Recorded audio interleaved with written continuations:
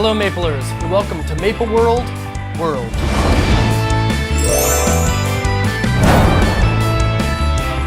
Let's start off today with a look at some forum comments.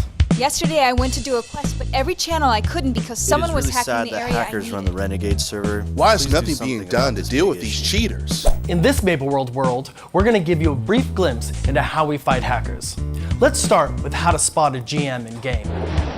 We are in a continual process of booting hackers and making the game better for everyone. But a lot of what we do you can't necessarily see. Primarily because the GMs in game are, yes, invisible. Hey Zinedine. Yeah? Show everyone watching what you look like. Hey everyone. So what happens in game is that when a hacker rears its ugly head in the vicinity of a GM, Zinedine identifies them, goes into our player database, and I ban them. But how do you catch every single hacker in the game? Well, I'm not the only GM out there. There are many of us. And we spread out all over all of the game maps across all of the servers. In fact, I'm doing Scania right now. Aren't you forgetting something? Oh yeah. Now, you might already be aware of the existence of GMs in game, but you might not be aware of some of the other techniques we use to axe hackers. Hacker behavior is fairly predictable, so we can engineer the servers to recognize patterns of movement or action that we're pretty sure can only come from someone hacking. When the system spots an instance of this, it automatically bans the perpetrator. Now, why can't we simply just ban all suspicious activity and be done with it? Well, from the computer's perspective, there isn't a hard line between hacker and a really good player.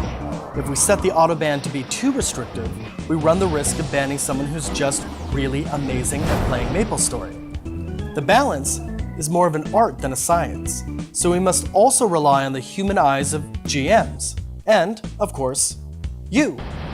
If you see hackers in game, you can report their activity. That report goes to our investigators, who go into our player activity logs and verifies the crime.